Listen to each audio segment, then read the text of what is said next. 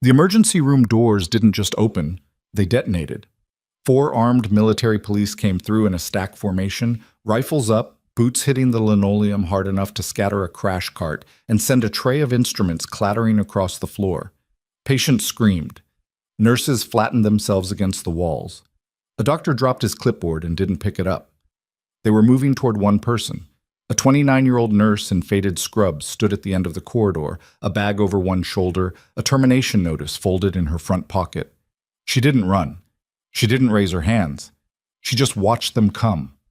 The way someone watches weather roll in from a distance, certain and unstoppable and already accounted for. Then a voice cut through everything. "Stand down." The MPs stopped. A man in a decorated service uniform stepped through the doors behind them. Broad-shouldered, jaw set, the kind of face that had spent decades making decisions no one else wanted to make.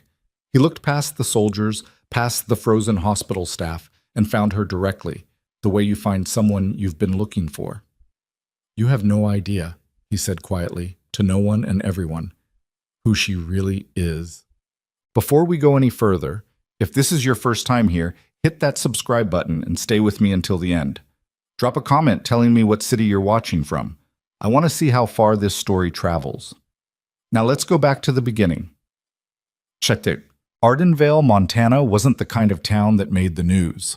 It sat in a wide valley between two ridgelines, population just over 40,000, with one regional hospital, two traffic lights on the main road, and a community that largely minded its own business.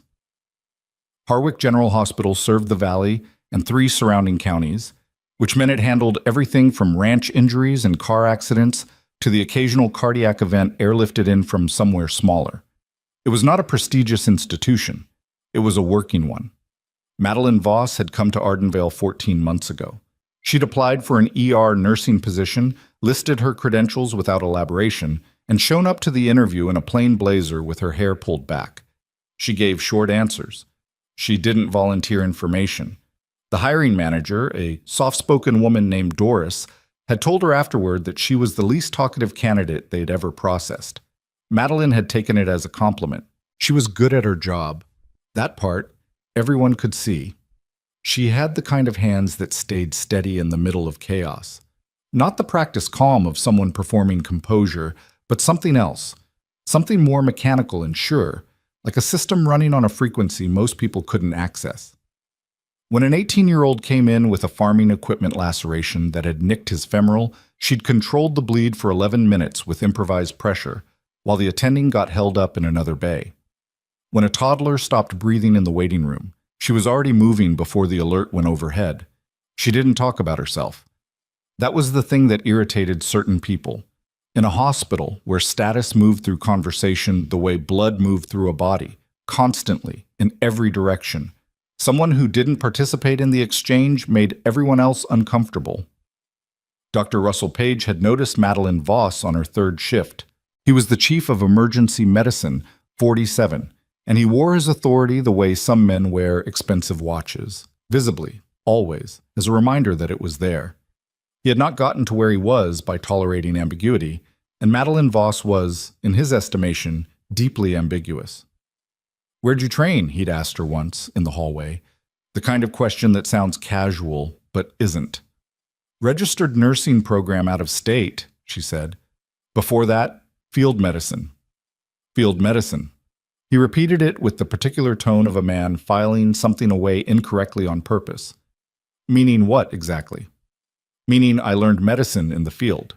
He'd let it go because the answer gave him nothing to work with and he was due in a meeting. But the exchange lodged somewhere in the back of his thinking, unresolved. The one who made it a problem was Glenn Harbert. Glenn was the hospital's director of administrative operations, a title that meant, in practice, that he controlled staffing, scheduling, complaints, and the paper machinery that determined whether someone kept their job. He was 53, had been at Harwick General for 19 years, and had survived 4 different hospital presidents by making himself indispensable to each one. He was not a doctor. He had never treated a patient. What he understood was leverage and how to apply it quietly and when to apply it loudly. He had taken a specific interest in Madeline Voss approximately 6 months into her employment when a patient complained about an unrelated staff member had, through a chain of misfiled paperwork that Madeline had corrected, ended up implicating a nurse Glenn had protected for years. The correction was accurate. The paperwork trail was clean. The implication was unavoidable. Glenn Harbert did not forgive that kind of thing. It started small, scheduling changes that put her on overnight rotations 3 weeks running, a formal note in her file about communication deficits following a peer review where 2 of the 3 reviewers were people Glenn had lunch with regularly. A meeting with HR where she was asked, in careful bureaucratic language, whether she felt her skill set was appropriately matched to an emergency nursing role, given her, and here the HR coordinator had paused to glance at her notes, non-traditional background. Madeline had sat through the meeting with her hands flat on the table and answered every question without expression. When it was over, she'd signed the documentation they put in front of her and walked back to the floor. She told no one what was happening. The campaign escalated in ways that were difficult to prove and impossible to ignore. A supply requisition she'd submitted for a patient with a compromised airway was delayed by 6 hours, technically within policy, practically dangerous. A commendation she'd received from a patient's family was removed from her file with a note that the form had been improperly submitted. When she raised it with her floor supervisor, a tired woman named Carla, who liked Madeline but was not prepared to go to war on her behalf, Carla had said, "Madeline, I'd let it go." "The form was properly submitted," Madeline said. "I know, but you're making it worse." "Am I?" she said. And that was the end of the conversation. Dr. Page became Glenn's most willing instrument. Whether the motivation was pride, territory, or the fact that Madeline had once corrected his medication calculation in front of a resident, quietly, without announcing it, writing the correct dosage on a separate line and sliding the chart back across the counter, was hard to say. Probably all 3. The correction had saved the patient from a dangerous interaction. Page had not thanked her. He had stared at the chart for a long moment, jaw tight, and then initialed it and left the bay. After that, he began challenging her in front of staff. Not constantly. That would have been obvious. But reliably. The way water finds a crack and works it. He'd question her assessments in rounds, offer alternative readings of symptoms she'd flagged, then present his reading as correct, even when the subsequent labs proved otherwise. He never apologized for those moments. He moved on, and everyone moved on with him, because that was the structure and no one wanted to challenge it. She had been at Harwick General for 14 months when it ended. The morning it happened, she was 11 hours into a 12-hour shift. The night had been relentless. A 3-vehicle accident on the highway that brought in 6 patients at once, 2 of them critical, and she had worked 2 bays simultaneously for 90 minutes while they waited for a second team to arrive. By 7 in the morning, the floor had thinned out and the waiting room was, for the first time since she'd arrived the previous evening, almost empty. Glenn Harbert came to the floor at 7:40. He never came to the floor that early. He was wearing a suit jacket over a collared shirt, which meant he'd come prepared. 2 HR representatives were with him, and Dr. Page was visible at the edge of the corridor, arms crossed, watching. Glenn stopped 6 feet from Madeline with the deliberate gravity of a man who had rehearsed this. "Ms. Voss, we need to speak privately." "I'm finishing a patient notation," she said without looking up. "The notation can wait." She finished the notation, set down the pen, looked at him. He had a folder. Inside the folder was a termination notice, which he slid across the nurse's station counter with 2 fingers like he was dealing a card. "Effective immediately," he said.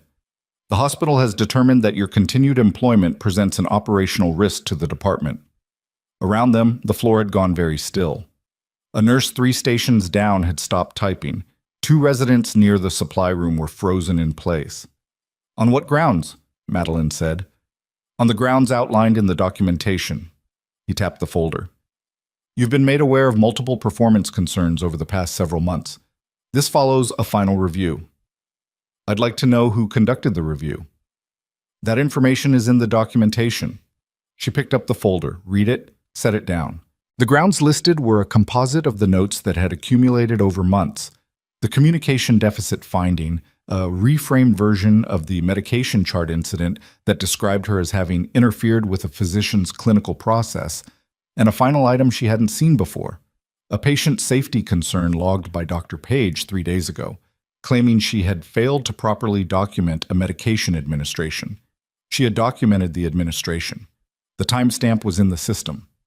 She knew without pulling it up that the documentation existed because she had learned early that in this place the documentation was the only thing that couldn't be argued away. "This last item," she said, "the documentation exists in the system. You can verify it in approximately 30 seconds. Glenn looked at her with the patience of someone who had made up his mind before walking through the door. "Ms. Voss, this decision has been reviewed at the administrative level. I'd encourage you to gather your belongings and complete the exit process. HR will walk you through—" "You fabricated the safety concern," she said. The words landed like something dropped on a hard floor. Flat, solid, not going anywhere. Glenn's face didn't change exactly. Something behind it did. "That's a serious accusation," he said. "Yes," she agreed. "I'd advise you not to repeat it. It's in the system. The documentation exists. You filed a safety concern about an event that is documented and time-stamped. That's a falsified report." Dr. Page had moved closer. He was at the edge of the nurses' station now, and when he spoke, his voice had the particular tightness of someone controlling something larger underneath. "Ms. Voss, you've been given a professional process here. Don't make this into something it isn't." "What is it then?" she asked. He didn't answer. She held the folder for another moment. Then she set it back on the counter. "I'll need a copy of this documentation," she said to the HR representative, who glanced at Glenn before giving a small, uncomfortable nod. She went to her locker, changed out of her scrubs, folded them and left them on the bench, put on her civilian jacket, picked up her bag, and walked the length of the corridor toward the exit without looking at anyone. The floor was still quiet. No one said anything. A nursing aide near the door made brief eye contact with her, and something passed between them. Not sympathy exactly, more like recognition. And then Madeline was through the door and into the cold morning air. She stood on the sidewalk outside Harwick General and looked at the parking lot.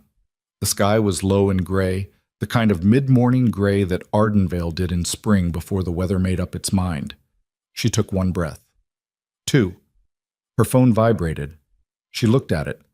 An automated departure notification from the hospital system, stripping her badge access. She put the phone in her pocket, picked up her bag, and started walking toward the staff parking area. She was 40 feet from her car when she heard it. The sound arrived before the vehicles appeared, a low, organized roar that didn't belong to civilian traffic. It was the sound of convoy movement, multiple engines running in coordinated throttle, and she had heard it often enough in a former version of her life that her body responded before her mind caught up, shoulders straightening, head coming up, attention narrowing. 3 military vehicles turned onto the hospital access road in close formation, a lead Humvee, an armored transport, and a black SUV with tinted windows that had the deliberate anonymity of something that needed to be not noticed. Behind them came 2 more vehicles, one of which had a light bar that was not quite law enforcement, but not quite not. They moved with purpose. They were not lost. They were not here for a training exercise or a community event or any of the dozen civilian reasons that might bring military vehicles to a regional hospital.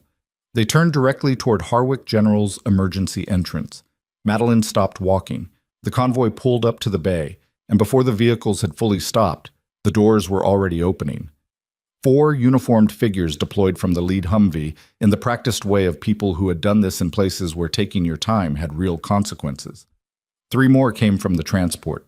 2 individuals in civilian clothes, which, on them, looked exactly like a uniform in a different color, came from the SUV and were already speaking into earpieces before their feet hit the pavement. Then the rear door of the SUV opened and a figure in a service uniform stepped out. He was perhaps 55, with the kind of build that had once been powerful and was now just solid. The kind of solid that comes from a body that doesn't stop because it can't afford to. His face was weathered, jaw heavy, and he moved with a specific controlled urgency that Madeline recognized. Someone who was hurt, and refusing to let that be the first thing anyone noticed about them. He paused at the entrance to the bay. His head turned. He was scanning. He found her from 40 feet away, across the parking lot. across the gap between the life she'd just been handed back and whatever this was. He found her the way you find a landmark you've been navigating toward for a long time, with relief that sharpened immediately into something else. His eyes stayed on her for 2 full seconds. Then a man beside him leaned close and said something, and the older man gave a short nod and let himself be guided through the emergency bay doors. But the second man, the one who had leaned close, stayed at the entrance. He was younger, perhaps 40, in a different uniform, and he had the focused stillness of someone who operated better in motion and was temporarily choosing not to. He looked at Madeline. Then he began walking toward her, deliberate and even, and she knew from the way he moved that he wasn't going to ask her for directions. He stopped 2 feet from her. "Madeline Voss," he said. Not a question. She looked at him. "Yes." "He asked for you by name," the man said, "before we left the airfield. He said, and I am quoting him directly, 'Get me to Harwick and get Voss, in that order.'" The cold air moved between them. "He doesn't know I work here," she said. "He knew exactly where you were." The man's expression didn't change, but something in it shifted. Not surprise, more like the confirmation of something he'd expected to find complicated. "There's a situation. We need you inside." She looked at the emergency bay doors. Through the glass, she could see the controlled chaos of an unscheduled arrival. Glenn Harbert had appeared from somewhere, and he was standing near the registration desk with the look of a man whose morning had just become something he hadn't planned for. 2 of the uniformed figures were already in conversation with the charge nurse. A third had stationed himself near the trauma bay entrance in a way that was technically not blocking it, and practically was. "I was just terminated," she said. The man looked at her without particular surprise. "I know. So I don't work here anymore." "No," he said. "You don't." He paused. "That's one way to look at it." She looked at the doors again, at Glenn Harbert's face through the glass, the administrative certainty draining out of it in real time as he tried to understand what the presence of military personnel in his emergency bay meant for the morning he had planned. "Who is he?" she asked. The man beside her was quiet for a moment, not hesitant, more like someone selecting the right level of disclosure. "His name," he said, "is General Warren Maddox." She turned to look at him. "3rd Special Operations Command," the man continued. "He presented with symptoms 4 hours ago at a forward facility near Billings. The facility didn't have the capacity, and he refused transfer to the regional military center. He was very specific about where he wanted to go." "Why here?" she said. "There are better equipped hospitals." The man's expression did the thing again. The small, almost invisible recalibration. "You'd have to ask him that," he said. She was quiet for a long moment. The sound of the emergency bay filtered through the glass. Voices, movement, the specific organized urgency of a trauma team that had just been handed something bigger than their usual Tuesday. Her termination notice was folded in her front pocket. The badge on her lanyard, the one the hospital system had just revoked access on, was still around her neck. "Voss?" The man said her name quietly, not urgently. "He's deteriorating. They've had him in there for 8 minutes and they're not reading it right." She looked at him. "How do you know they're not reading it right?" "Because I know what the injury is," he said, "and what I'm watching through that window doesn't match." She followed his gaze to the trauma bay, where Dr. Page had appeared and was now taking charge with the familiar authority of a man who had decided this was his room. She could see from here the tilt of Page's head as he reviewed the initial intake. She could see the patient, General Maddox, partially visible through the bay window, and even from this distance, even through glass, she could see the pallor and the particular stillness of someone whose body was spending everything it had on something internal. She had seen that stillness before. She knew what it meant. "He asked for me specifically," she said. "By name," the man confirmed. "Before we left. He said, 'If something goes wrong, get Voss.' He said you'd know what to do." She looked at the entrance, at Glenn Harbert, who had now spotted her through the glass and whose expression had hardened into the flat disapproval of a man who had just terminated someone and was watching them stand in his parking lot having a conversation he couldn't hear. She looked at the general stillness through the window. She picked up her bag. What's your name? She asked. Major Cal Renner, he said. Special Operations, Medical Command. Major Renner. She turned toward the entrance. Walk with me. She was through these emergency bay doors before Glenn Harbert could get his mouth open, and the look on his face when she came back through those doors, when the woman he had spent months dismantling walked back in with a military officer at her shoulder and the specific expression of someone who was done having the wrong conversation, was the first thing in a very long time that almost made her smile. Almost. There was a patient in that room who wasn't breathing right. Everything else could wait. Glenn Harbert moved to intercept her before she made it 6 feet past the entrance. He stepped directly into her path, shoulders squared, and for a moment the two of them occupied the same narrow strip of corridor while the emergency bay churned around them. Voices, cartwheels, the intermittent bark of a monitor being repositioned. Ms. Voss? His voice was controlled but not entirely. Something underneath it had gone tight. You have been formally separated from this institution. You are not authorized to be on this floor. She didn't stop walking. She angled around him without breaking stride, and he had to physically turn to keep facing her, which put him off balance in a way she suspected he hadn't experienced in a long time. I'm going to have to call security, he said. Major Renner, half a step behind her, said pleasantly, That's your right. Glenn looked at him. At the uniform. At the two uniformed figures near the trauma bay who had oriented toward the conversation with the particular attention of people who were cataloging it. This is a civilian medical facility, Glenn said. Military jurisdiction does not... Mr. Harbert. Renner's voice didn't go hard. It went flat, which was more effective. General Warren Maddox is in that trauma bay. He is a 3-star commander with active operational responsibility. His medical situation is time-sensitive, and he has made a specific request regarding his care team. He paused. You are welcome to call security. You're also welcome to explain to the people in this building, and the people who will be reviewing this situation later, why you obstructed access to a requested care provider during a medical emergency. Glenn's jaw moved. Nothing came out. Madeline was already at the trauma bay window. Through the glass, she could see the team Paige had assembled. 2 residents, a charge nurse she didn't recognize from nights, and Carla, who had clearly been pulled from wherever she'd been trying to quietly finish her shift. Paige was at the head of the bed, reviewing something on a tablet, and he had the focused, territorial posture of a man who had decided this was the most important room in the building and himself the most important person in it. General Maddox lay on the bay bed at a slight elevation. He was conscious she could see that much, the slight movement of his head, but the pallor she'd clocked through the parking lot window was worse up close. His lips had the faint gray undertone that didn't come from blood pressure alone. His hands, resting at his sides, were very still. She pushed through the trauma bay door. Paige looked up. His expression went through 3 things in rapid succession: surprise, recognition, and then the brittle hardening of someone who has decided that surprise is beneath him. What are you doing in here? He said. Not a question. Breathing assessment, she said, already moving to the left side of the bed. You have been terminated. You have no clinical authority in this. I'm not claiming clinical authority. She looked at the monitor. Oxygen saturation at 91 and trending. Heart rate elevated, not spiking. Compensating. Respiratory rate looked normal on the readout, but the chest movement told a different story. I'm asking you to look at the chest.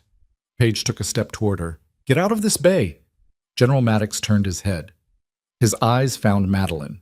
He said her last name. Just that. Voss. It landed in the room differently than any other sound that had happened in the last 20 minutes. Paige stopped moving.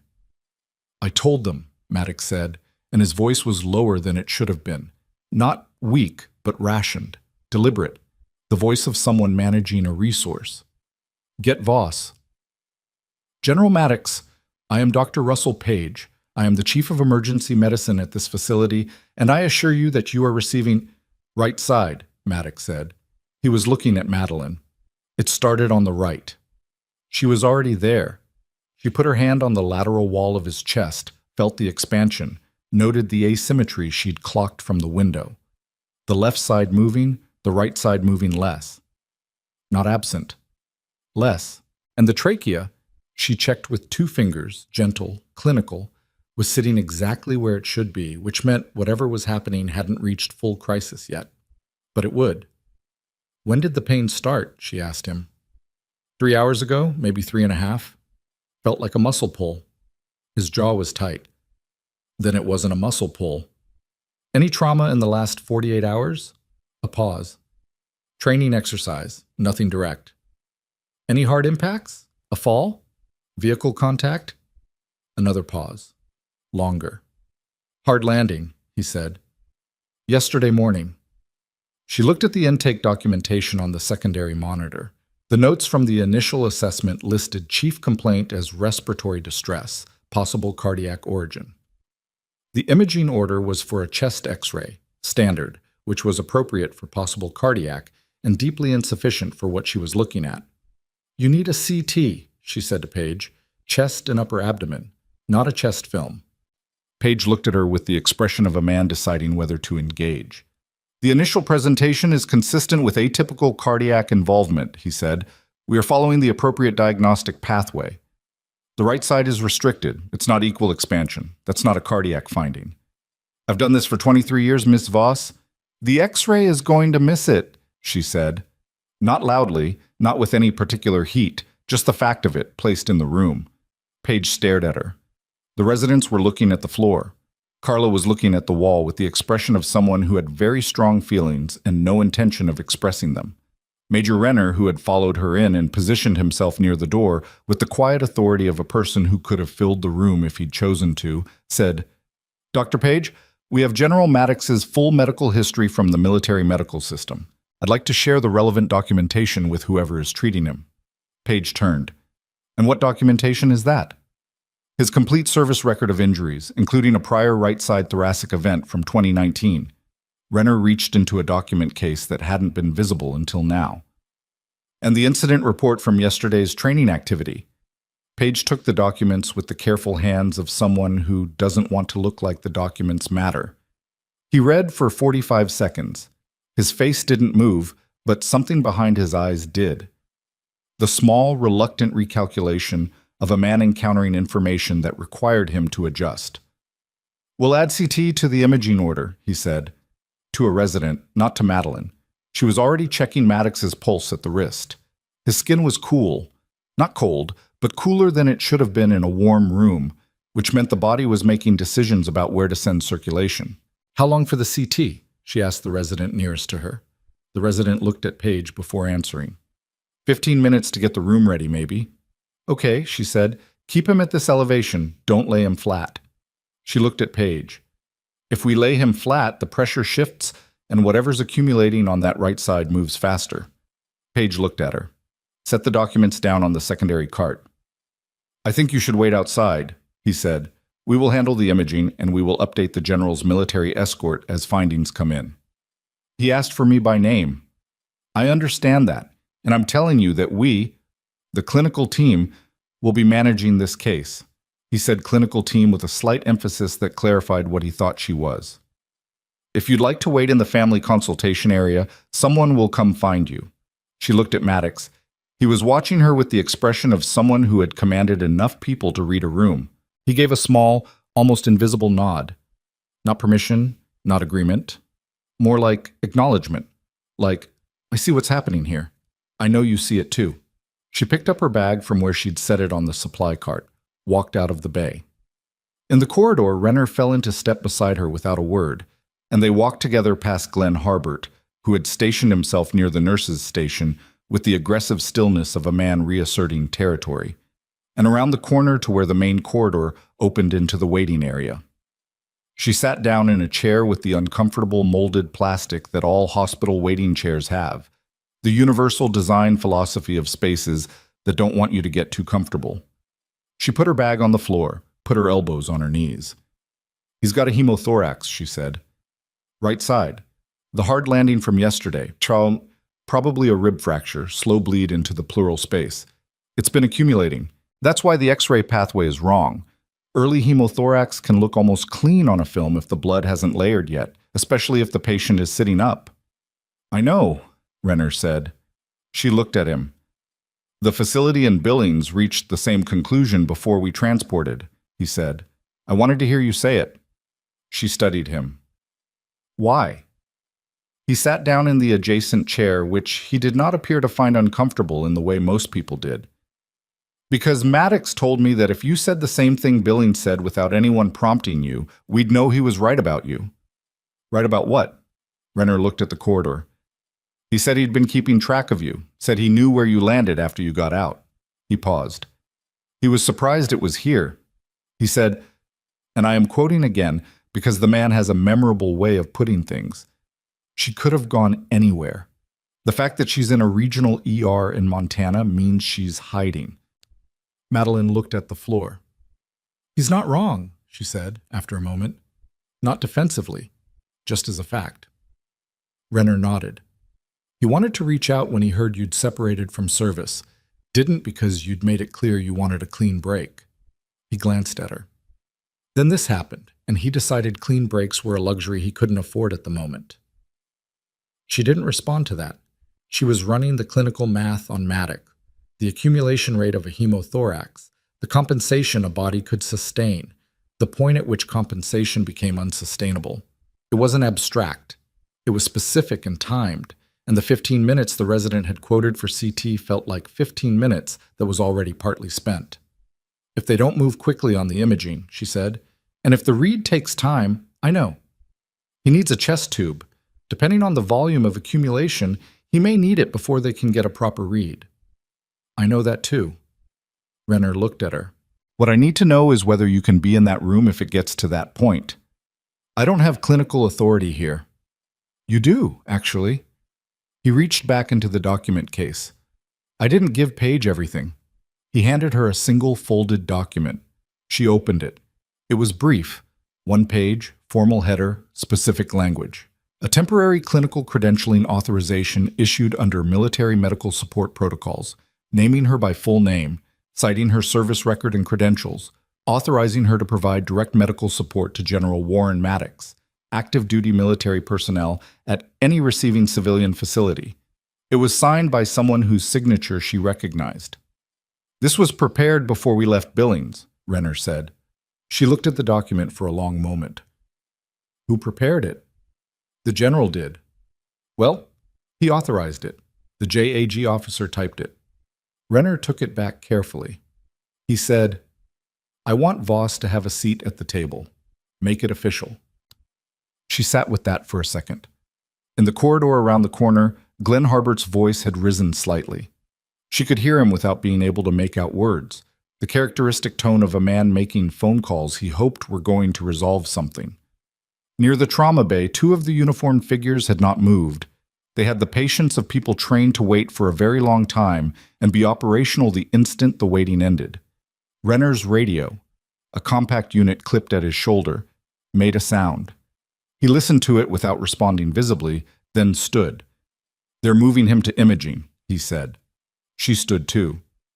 They were in the corridor when the trauma bay doors opened and the transport team came through with Maddox on the bed, wheels moving fast, Paige at the side, and 2 residents in orbit. The general's eyes found her again in the hallway, the same direct and deliberate contact. And this time he said nothing, but his right hand, closest to her, moved in a slight way that might have been voluntary or might have been the body's economy expressing something the voice couldn't spend. She walked alongside the transport without being asked, and no one stopped her. The CT suite was on the 2nd floor. While they waited for the machine to prep, Paige stood on the opposite side of the corridor with his arms crossed and looked at the middle distance. And Madeline stood near Maddox's head and watched the monitors, and the space between them had the particular quality of a conversation that both people knew was coming and neither was having yet. The scan took 11 minutes. The radiologist on call was a young woman named Dr. Asha Tomlin, who had the efficient manner of someone who had done a lot of overnight reads and didn't like wasting words. She came out of the read room with the images pulled up on a tablet, and she handed them first to Paige, which was correct protocol, and Paige looked at them for 10 seconds, and then Madeline watched something happen to his face that she had not expected to see. He looked up from the tablet and found her across the corridor. He held her gaze for a moment. Then he looked back down. Significant right pleural accumulation, Dr. Tomlin said. I'm estimating 400 to 550 milliliters. consistent with traumatic hemothorax. There's a hairline fracture on the sixth rib, right side, which is likely the source point. Page handed the tablet to a resident without a word. Madeline said to Renner quietly, "He needs a chest tube now. If the volume is already past 400, it's going to keep accumulating. They should have been set up for this when we walked in." "Tell him," Renner said. She crossed the corridor to where Page was standing. He was very still. He was doing something behind his eyes that she recognized, not from knowing him well, but from knowing what it looks like when a person is doing arithmetic about their own decisions and not getting the answer they'd hoped for. "Dr. Page," she kept her voice low. "He needs tube thoracostomy. Right side. The longer we stand here, the more volume we're dealing with. If it gets past 700, we're in a different conversation." Page was quiet for 3 seconds. "I'm aware of what he needs," he said. "Are you doing it here or moving him to a procedure room?" Another pause. It was a half-second pause, but she'd been in enough tight situations to know that a half-second was where bad decisions often lived. "Procedure room," he said. "Bay 3. And then, in a tone that cost him something she suspected he was not accustomed to paying, "I want you in the room." She didn't make anything of it. She just nodded and turned back to Renner, and they moved. The procedure was controlled but not smooth. Maddox's blood pressure had dropped 6 points during the transport from imaging, and his saturation had dipped to 89, which was the body announcing that the compensation phase was ending and the next phase was not going to be preferable.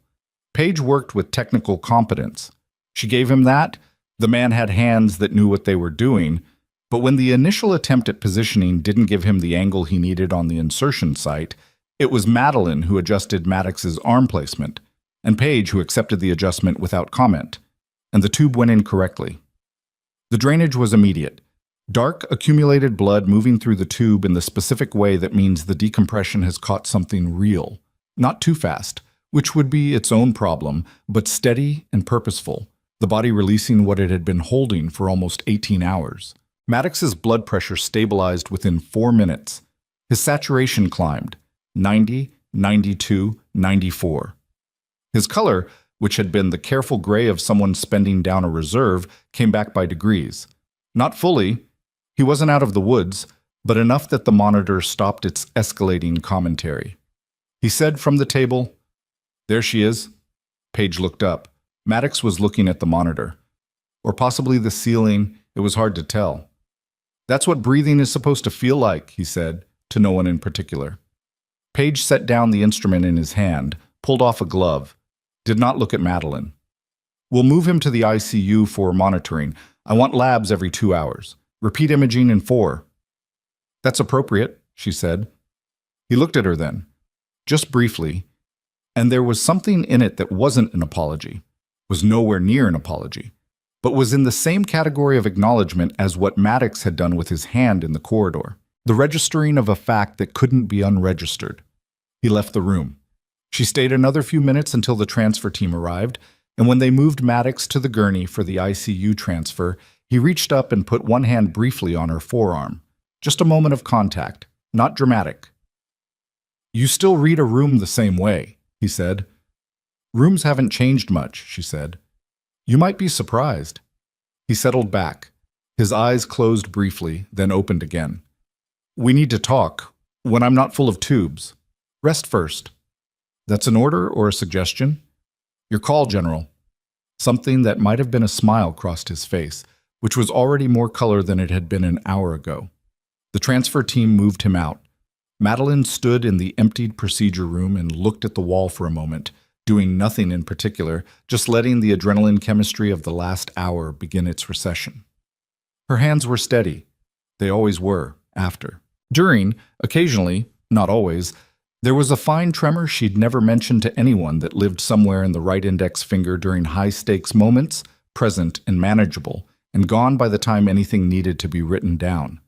When she walked out into the corridor, Major Renner was there, and Glenn Harbert was also there, and the two of them had clearly been standing in the same space for several minutes without speaking to each other in the specific charged silence of people waiting for the same person for different reasons. Glenn spoke first. "Whatever just occurred in that room," he said, "does not change the administrative standing of your—" "She has temporary clinical authorization," Renner said. Filed under military medical support protocols. I can provide you a copy. Glenn's face did something complicated. That documentation would need to be reviewed by our legal... It doesn't need review. It's already in effect. Renner handed him a copy of the document, the spare he'd clearly had ready. You can have your legal team call the number on the header if you'd like to confirm. Glenn looked at the document. His hand was very still, the kind of still that comes from a man deciding how quickly he can reposition. Furthermore, Renner said, we've become aware of some questions about the administrative record here at Harwick General that we're going to want to address. Glenn's chin came up. What questions? General Maddox's team has been in contact with his office regarding the circumstances of Ms. Voss's employment here. The circumstances of her separation specifically. Renner's voice was even, professional, without aggression. We've been reviewing some of the documentation. The corridor was quiet in the way that a corridor gets quiet when the people moving through it have begun to sense something and are choosing routes that don't take them through it. Glenn said, that is an internal HR matter. It was, Renner agreed. Right up until the moment a falsified safety report was filed against a person whose service record we have significant interest in. He paused. You did file that report, Mr. Harbert? Glenn said nothing. Because it's in the system, with your authorization code. Renner tilted his head slightly. Timestamped 3 days ago. And the event it references, a documentation failure by Ms. Voss, has a corresponding entry in the system that directly contradicts the report. Timestamp 2 weeks prior. He paused again. That's not a misfiling. That's something else. The color in Glenn Harbert's face had undergone a shift. Not dramatic, not sudden. The slow interior kind that happens when a person realizes that the ground they've been standing on has been quietly reclassified while they were arranging furniture on top of it. I think, Glenn said carefully, that any further conversation about administrative records should involve counsel. That's your right, Renner said pleasantly. In the meantime, I've asked 2 of my people to ensure that the hospital's record systems remain accessible and unmodified pending a formal review. Glenn looked down the corridor. The 2 uniformed figures he looked at were not blocking anything. They were simply present, in the specific way that presence can be its own form of instruction. Glenn looked back at Renner. Then, briefly, at Madeline. Something moved across his face. Not guilt, exactly. Glenn Harbert was not, in that moment, a man experiencing guilt. He was a man experiencing the specific and novel sensation of having his exits quietly closed. He walked away. Not fast, not slow. The practiced neutral pace of someone who has decided that appearing composed is the only card left to play. Renner watched him go. Then he looked at Madeline. His records access has been flagged, he said. Anything he tries to modify or delete in the next 72 hours will be captured. She looked at him. How long have you been building that? Since the airfield, he said. Maddox told me what he knew about your situation here. I made some calls during the flight. She was quiet for a moment. He knew about what was happening here. He's been paying attention to you for a while, Renner said. Not in a... He wasn't watching in any inappropriate sense. He just kept track. He seemed to find the right phrase with some effort. He has that habit with people he trusts. She looked at the corridor where Glenn had gone, at the emptied space where the confrontation had just been. It wasn't over, she knew that. Glenn Harbert had counsel on retainer and 19 years of institutional armor and a specific talent for waiting out inconveniences. Whatever Renner had flagged, whatever review was now supposedly pending, those things were real, but they lived in process, and process had a way of favoring people who knew how to work it. She started to say something about that, and then her eyes caught movement at the far end of the corridor. Dr. Page was standing outside the ICU entrance. He was not on his phone, he was not speaking to anyone. He was standing still in a way that, on him, looked wrong. Page in stillness was not a natural state. It was an imposed one, the posture of someone who had received information and had not yet decided what to do with it. As she watched, a woman in civilian clothes approached him from the elevator. 30s, leather folio under her arm, the purposeful stride of someone who had already made the decision before she arrived. She handed him something. He looked at it. He looked at it for a long time. Then he looked up, and his gaze went down the corridor, and it found Madeline's. Even from 60 feet away, even at the end of a day that had rearranged itself 3 times before noon, she could read what was in his face. It wasn't the expression of a man who had just been vindicated. She took 1 step in his direction, then stopped. Beside her, Renner had seen it too, and he was already moving. Not toward Paige, but toward the woman with the leather folio, who had just taken a step back and was now speaking into her phone. Whatever was in that document, Paige was holding it like it weighed more than paper, and he was still looking at Madeline, with the particular expression of a man who has just understood something he spent the last 14 months refusing to see, and who now has to decide whether to run from it or turn toward it. The elevator behind the woman in the leather folio opened. 3 people stepped out, and none of them were hospital employees. 2 men and a woman stepped off that elevator, and the first thing Madeline registered was that none of them were moving like civilians. Not military either. Not uniformed. Not Renner's people. Something adjacent. The woman had a federal ID badge clipped at her lapel, visible but not announced. The kind of positioning that says, "You can see this if you need to, and I need you to need to." The taller of the 2 men was carrying a hard-sided document case of the type used for chain of custody materials. The third had a phone pressed to his ear and was already scanning the corridor with the systematic attention of someone mapping a room before they commit to moving through it. Renner was at the woman's side in 4 steps. She handed him something, a card, an ID, something small, and he looked at it, and whatever it said made him straighten slightly in a way that had nothing to do with posture and everything to do with recalibrating. Madeline stayed where she was. Doctor. Paige was still outside the ICU. He had folded the document he'd been handed and was holding it with both hands, the way people hold things they want to put down but can't. When she walked toward him, he saw her coming and didn't move. Didn't straighten, didn't retreat, just waited, which was itself unusual enough to be information. She stopped 2 feet from him. "What is that?" she asked. He held it out. She took it. It was a 4-page summary from the Office of the Inspector General, Military Health Systems Division. The header date was 11 days ago. It outlined a formal inquiry into clinical oversight failures at Harwick General Hospital, specific to the management of patient documentation in the emergency department over a 30-month period.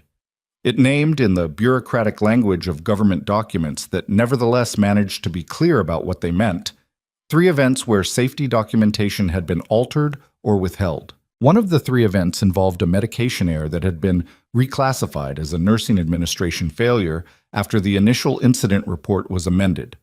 The original incident report had named the attending physician.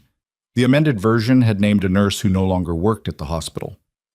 The second event involved a patient transfer delayed by administrative hold, a hold that, per the document, had been entered without clinical justification. The third event involved a safety report filed against an ER nurse, documentation ref number attached, time-stamped 3 days ago. Madeline read to the bottom of the last page. The inquiry had been ongoing for 11 days. The summary she was holding was an interim finding. It was not a conclusion. It was a notice of escalation, meaning the initial findings had crossed a threshold that required broadening the scope. The scope had been broadened to include the hospital's Director of Administrative Operations. She handed the document back. Paige took it. He was quiet for a moment, and in the quiet, he looked like what he actually was beneath the authority and the years, a doctor who had made choices, some of them clinical and some of them not, and who was standing in a corridor holding the paper evidence of which category certain choices fell into. "The OIG reached out to our legal department last week," he said. "I wasn't informed." "Were you supposed to be?" A pause. "Probably not, given that some of the events overlap with my department." She looked at him steadily. "Did you know about the third item before you filed the finding?" It was a direct question, and she waited for a direct answer, and she didn't know which answer she expected and didn't allow herself to care. What mattered was whether he told the truth about it. He met her eyes. "No," he said. "I knew Harbert was managing your exit process. I knew he had documentation prepared. I didn't know the safety report was fabricated." He paused, and it was the pause of someone choosing the next words carefully, not to soften them, but to get them right. I knew something was wrong with how it was handled. I didn't ask the questions I should have asked. It wasn't an apology. It was a statement of fact that happened to be accurate, and that was more useful than an apology. She nodded. I need access to the ICU. Yes, he said, and stepped aside. Maddox was in ICU Bay 2, wired to a full monitoring setup, drain tube in place, a respiratory therapist finishing the initial ventilation check when Madeline came through. His color had continued improving, the gray entirely gone now, replaced by the worn-out but living look of a body that had been in crisis and pulled back from it. He was awake, alert, specifically, the kind of alert that doesn't waste itself on the surrounding furniture. You saw the OIG document, he said. Not a question. Paige showed me. Paige didn't know he had it until 20 minutes ago. Maddox adjusted his position against the elevation with a controlled movement, the kind that manages pain without advertising it. My people requested the interim finding be delivered here. Today. She pulled the chair to the bedside and sat. You've been running this in the background. My staff has. I told you. I knew what was happening to you here. I couldn't intervene directly without making it worse, but we could document. He looked at her. You're a person who documents, Voss. I learned that about you a long time ago. I was counting on the fact that you'd kept records. I kept records, she confirmed. Everything? Everything. Dated, backed up off-site. Something in his face settled. Not surprise, just resolution. Good. Because what Harbert did with that safety report was sloppy. The OIG found the discrepancy inside 48 hours. That's the thing about falsifying documentation in a time-stamped electronic system. It doesn't disappear. It just becomes evidence of itself. She was quiet for a moment, listening to the even pace of his monitors. His heart rate was good, blood pressure steady at the lower end of the normal, which was appropriate post-procedure. The drain was still active, small amounts, the tail end of what had accumulated, and the respiratory therapist's notes from the initial check showed bilateral breath sounds restored. The right side still slightly diminished, but no longer absent. He was going to be all right. She had known that for the past hour, but knowing it now, in the relative quiet of the ICU, was different from knowing it in the procedure room with Paige's hands and the tube and the dark blood moving through the drain. It was quieter. Why here? She asked. The military regional center would have been closer, better equipped. He looked at the ceiling for a moment, which was not evasion. It was the look of someone deciding how much of a true thing to say. Because Billings told me I had a hemothorax and I needed a chest tube and I was going to be fine. And somewhere in the middle of that conversation, I thought, if I'm going to have someone put a tube in my chest, I want it to be someone I trust. He looked back at her. You're the best field medic I worked with in 14 years. That's not a compliment, that's a record. He paused. Also, I owed you a debt. This seemed like a way to begin paying it. You don't owe me a debt. I gave you a service record commendation in 2019, and then I watched you get pushed out of the branch you'd spent 8 years in, and I didn't do enough to stop it. Whether I owe you a debt is not really up for negotiation. She looked at him. Rest, she said. You keep saying that. You keep ignoring it. He closed his eyes. It wasn't capitulation. It was the decision of a person who had correctly identified where the next fight was and was conserving accordingly. She sat for another few minutes. Then she went back to the corridor. Renner was waiting for her, along with the woman from the elevator, who introduced herself as Supervisory Agent Diana Wolk, OIG, Military Health Systems. She was precise and not unkind, and she had the quality of people who do investigative work for a long time and have learned that being pleasant is faster than being confrontational. We're going to need your documentation, she said to Madeline. Whatever you retain from your time here, incident logs, communications, anything that relates to the administrative actions taken against you in the past several months. I have it. Volk nodded. We'd also like a statement, if you're willing. I'm willing. I want to be clear about what this is and isn't. Volk held her folio against her chest. This is an OIG inquiry. It is not a criminal investigation at this stage. However, depending on what the records show, and the preliminary read suggests there's significant material, It may escalate to referral. That means it's possible that at some point this moves beyond our office. Madeline understood what that meant. It meant that the falsified safety report and whatever else was in those records could eventually become a criminal matter. Understood, she said. There's one more thing. Volk glanced at Renner briefly. We've identified what appears to be a pattern. The 3 incidents in the interim finding are the ones we have clean documentation on. There are several others where the documentation is inconsistent in ways that suggest modification, but we don't yet have the original source material to confirm. If your records can fill any of those gaps, they can, Madeline said. The medication error from 14 months ago. I have the original incident timeline and the pharmacy system export from that shift. Volk's expression didn't change dramatically, but something behind her eyes sharpened. That's one of the events where we have the amended version, but not the original. I know. I made a copy the day the original was filed, before the amendment appeared. This time Volk did not conceal her reaction.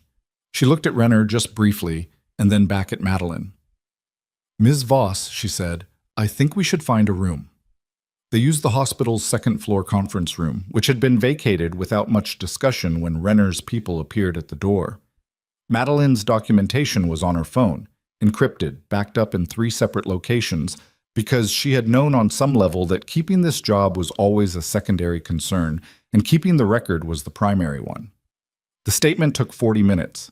Volk's colleague took notes. Renner sat in the corner with a coffee he didn't drink and listened to all of it without interrupting. What she had was thorough. More thorough than she'd allowed herself to think about directly during the 14 months she'd been building it, because thinking about it directly would have made it feel like a plan for failure, and she'd been trying not to fail.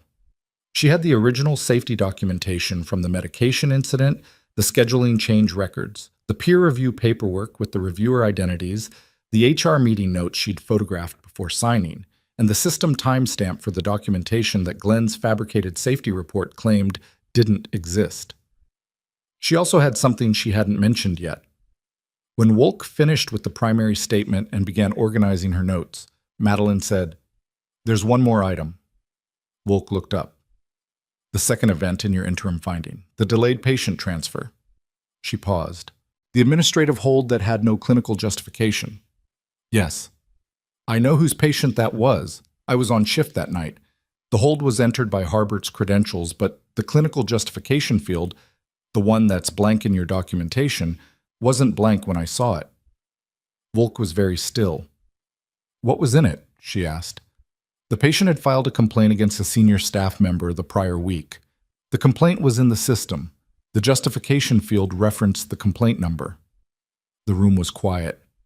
It used a patient's complaint against a staff member as the clinical reason to delay the patient's own transfer, Madeline said. Renner put down the coffee. Volk uncapped her pen. I need you to show me exactly where that is in your records. The rest of the afternoon moved in the accelerated, bureaucratic way of things that have been building for a long time, and then suddenly have enough weight to move on their own. Volk's people were on the phone. Renner coordinated something from the hallway. The 2 uniformed figures who had been stationed near the trauma bay were now stationed near the records room on the administrative floor, which was a different kind of present. Glenn Harbert had been summoned to a meeting with Harwick General's hospital president, a man named Lawrence Odom, who had the look of someone who had received unexpected news and was still processing the altitude of it. Madeline didn't see that meeting happen. She heard about it from Carla, who appeared in the conference room doorway mid-afternoon with the expression of someone who has been waiting to say something for a long time and has finally been given a room with the right acoustics. Glenn's in with Odom, Carla said. There are 2 people from OIG outside the door. Madeline nodded. Carla looked at her for a moment. I should have said something, months ago. I knew the peer review was wrong. I knew the scheduling was retaliation. She stopped. I have 2 kids. I'm not saying that's a reason. I know, Madeline said. It's not enough. No, Madeline agreed, but it's honest. Carla nodded once, tightly, and left. It wasn't a resolution. It wasn't the kind of thing that resolved cleanly. People made the choices they made and then lived in them, and the living was usually more complicated than the choosing. Madeline went back to the ICU at 4 in the afternoon. Maddox was awake. The drain had been assessed by the ICU team, and the output had slowed significantly. The bleed had been controlled, the accumulation resolving, and the repeat imaging order Page had written for 6 o'clock would likely confirm what his improving vitals already suggested.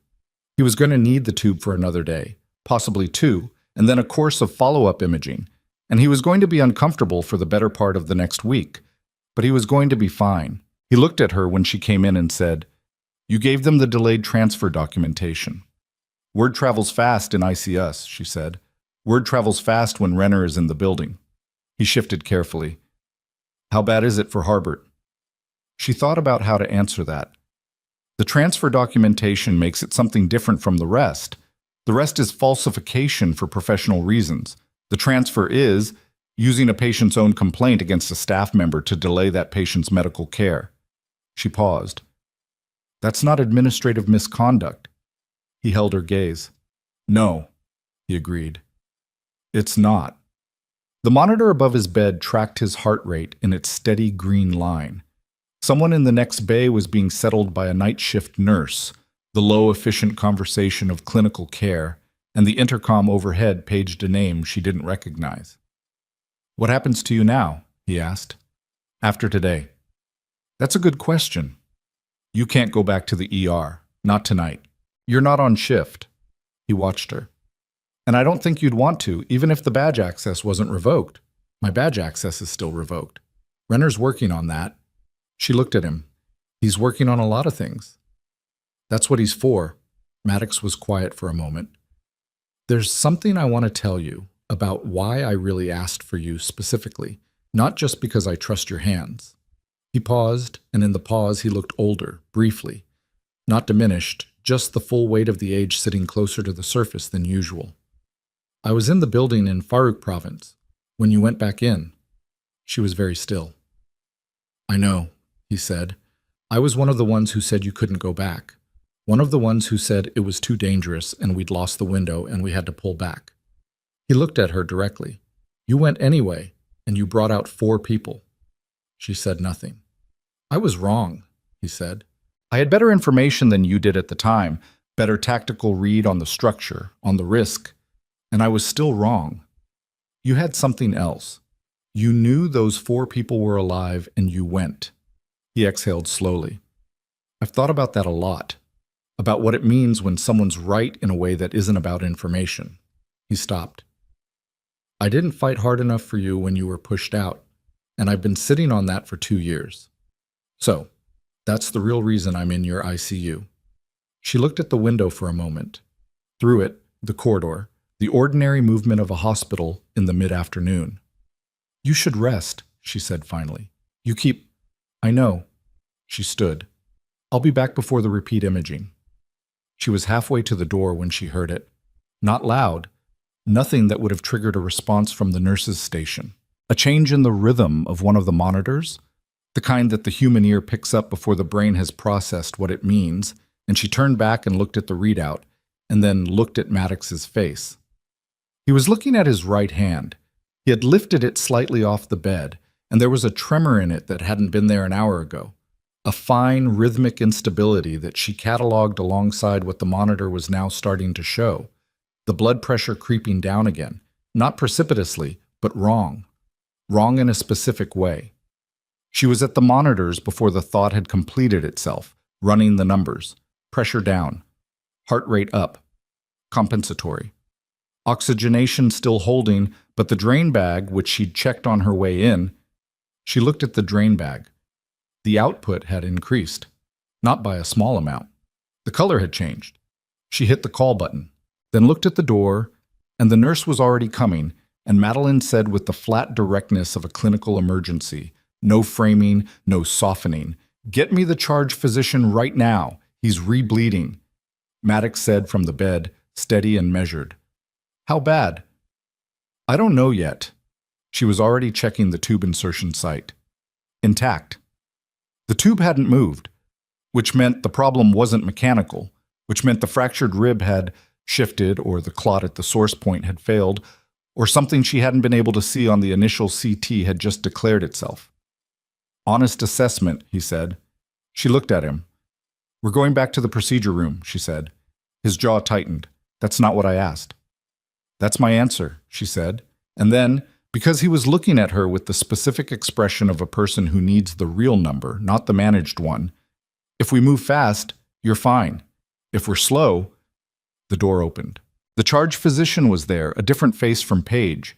Evening shift, a younger doctor named Holt, whose eyes went immediately to the monitors and then to Madeline. What do we have? Holt said.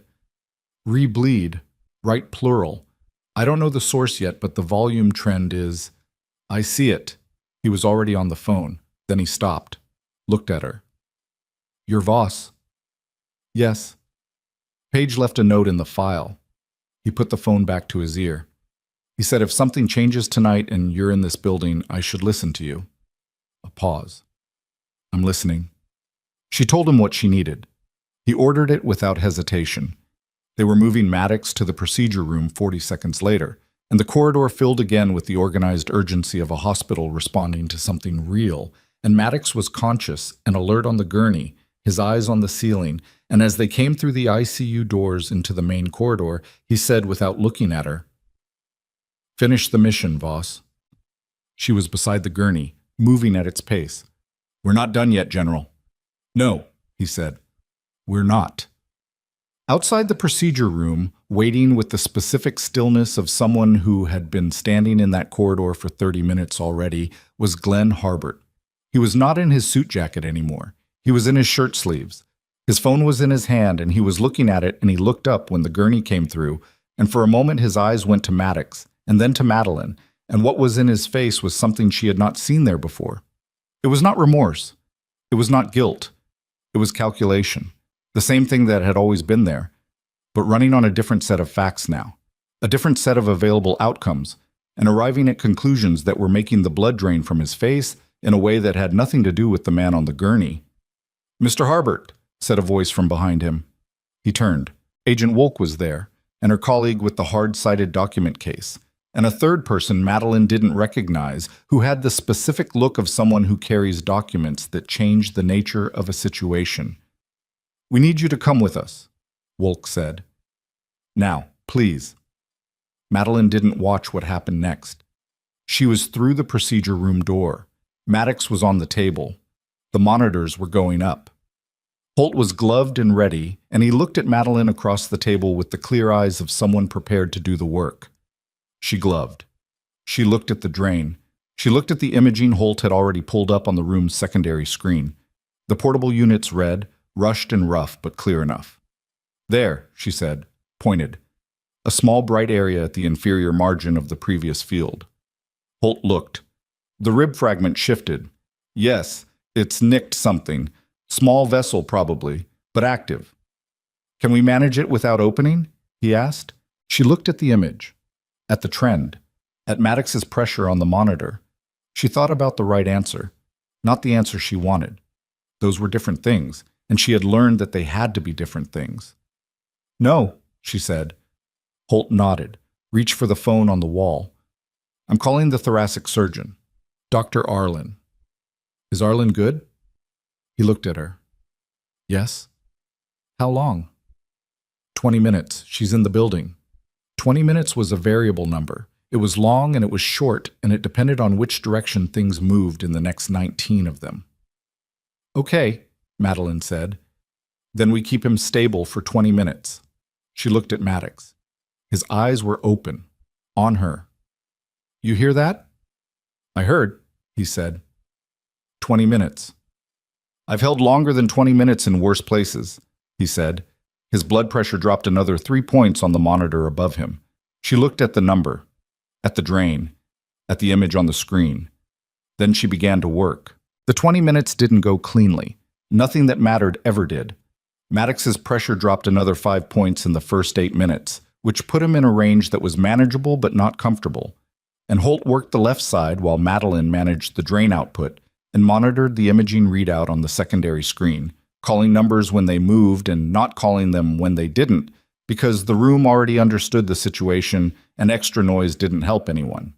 There was a moment around minute 11 where the rate of output from the drain increased in a way that made both of them look at each other across the table, and neither of them said what they were both calculating, because saying it wouldn't change the math, and the math was the same either way. Maddox was conscious through most of it. He'd closed his eyes at some point around minute 7, not from loss of consciousness, but from the specific economy of a person who has decided to stop spending energy on the parts of a situation they can't influence. His breathing was controlled, deliberate, the kind of breathing that isn't natural but is chosen, and the choosing of it was itself a form of steadiness that she recognized from other rooms, other tables, other hours when the difference between the outcome they got and the one they didn't came down to whether someone in the middle of it held or didn't hold. He held. Dr. Arlen came through the door at minute 19, which was close enough to 20 that it counted. She was 50-something, compact, with short gray-streaked hair and the unhurried efficiency of a surgeon who had learned years ago that urgency and haste were not the same thing, and that confusing them was how mistakes happened. She took one look at the monitor, one look at the secondary screen, and said to Holt, "Talk to me." He talked. She listened without interrupting.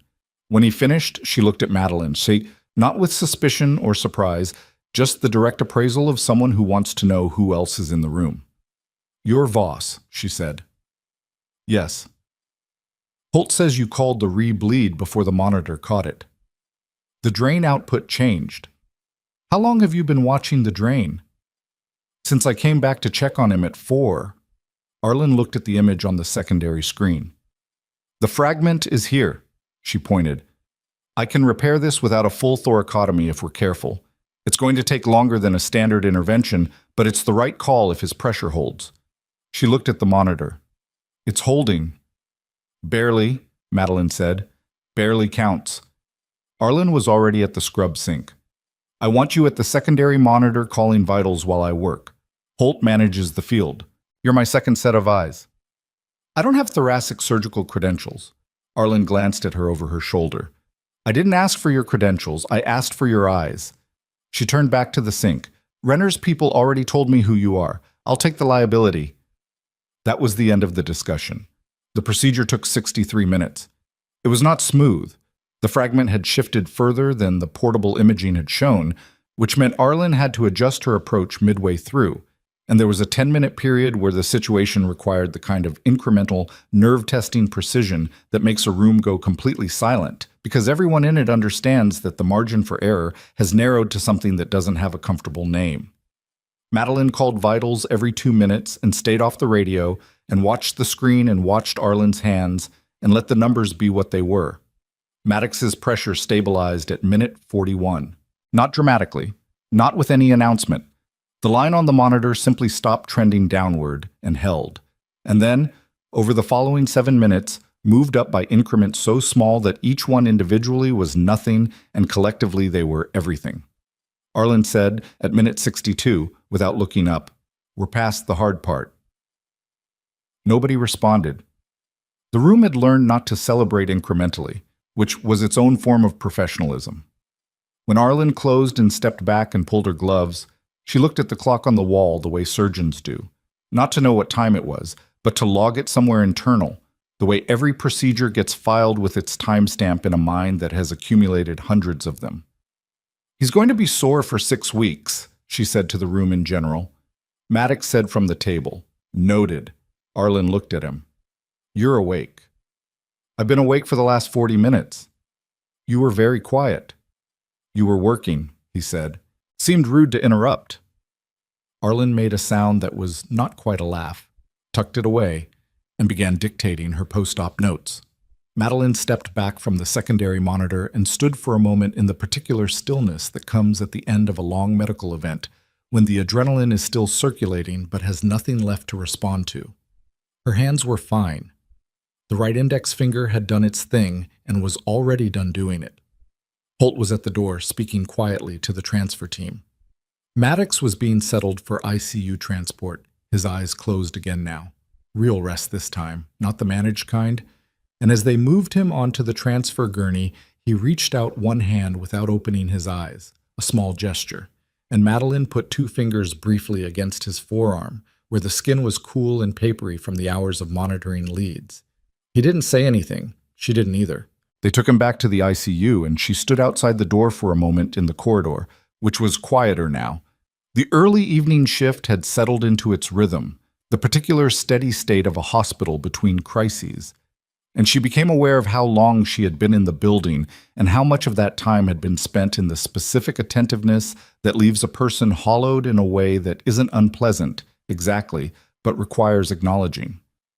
Renner appeared from the direction of the administrative floor.